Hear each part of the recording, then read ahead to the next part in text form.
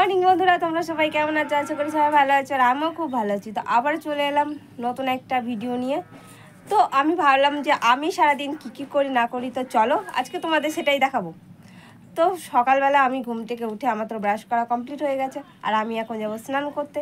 তো স্নান করার আগে চলো আজকে মা দুপুরবেলা কী রান্না করছে মার কাছে শোনা যাক। তো এদিকে দেখো আমি মার কাছে চলে এসেছি। মা আজকে দুপুরে কি রান্না হবে? ইঁচড় চিংড়ি আর শাক ভাজা। তো এই দেখো ইঁচড় মা কেটে রেখেছে, সবে কাটছিল মা। আর এই যে শাক ভাজি আর আমের চাটনি। নিলে যে আজকে আমাদের দুপুরের মেনুতে কি আছে, আমার ফেভারিট ইঁচড় চিংড়ি আর শাক ভাজি আর চাটনি। তো চলো আমি এখন যাব স্নান করতে। স্নান করে এসে তোমাদের সাথে আবার পরে দেখা হচ্ছে। তো আমার স্নান করাও কমপ্লিট হয়ে গেছে, পুজো দেওয়া হয়ে গেছে। তারপরে কি করব ভাবছিলাম, তারপরে বসে বসে ভাবছি তাহলে একটু বিস্কুট খেয়ে নিই, কারণ আমার প্রচণ্ড খিদে পেয়ে গেছিলো, কারণ সকাল থেকে কিছু খাইনি, তো ওই জন্য আমার খিদেও পেয়ে গেছিলো। তারপরে বিস্কুট খাচ্ছিলাম আর ফোন দেখছিলাম। হঠাৎ করে বোন এসে বলছে যে দিদি চল আম মাখা করে খাওয়াবি।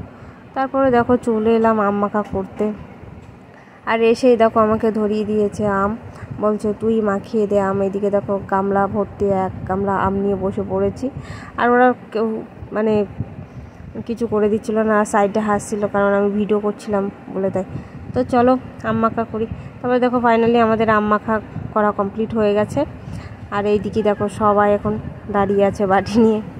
তারপরে আমিও একটু খেলাম, টেস্ট করছিলাম কেমন খেতে। এই সত্যি কথা বলতে প্রচণ্ড আমরা টক, আর খেতে তো খুব সুন্দর হয়েছিল। আমি জিজ্ঞাসা করছিলাম বোনকে যে কেমন হয়েছে, বোন বলছিল খুব সুন্দর হয়েছে। দেখো তারপরে দেখো আম মাখা খেয়ে এসে বাড়ি যেয়ে এসে মা বলছে তাহলে একটু আমের চাটনি কর, কারণ এই গরমে না শেষ পাতে একটু আমের চাটনি না হলে ভালো লাগে না। তার জন্য দেখো আম কেটে নিয়েছি, তো রান্নাঘরে বসে গেছে। এদিকে দেখো কড়ই চাপিয়ে দিয়েছি আর পাঁচফোড়ন দিয়ে দিয়েছি, যে আমগুলোও দিয়ে দিচ্ছি, দিয়ে ভালো করে নাড়াচাড়া করে একটু হালকা ভেজে নিলাম। তারপর এদিকে নুন দিয়ে দিলাম সামান্য মতন, তারপর হলুদ গুঁড়ি দিয়ে দিলাম, দিয়ে ভালো করে একটু ভেজে নিলাম।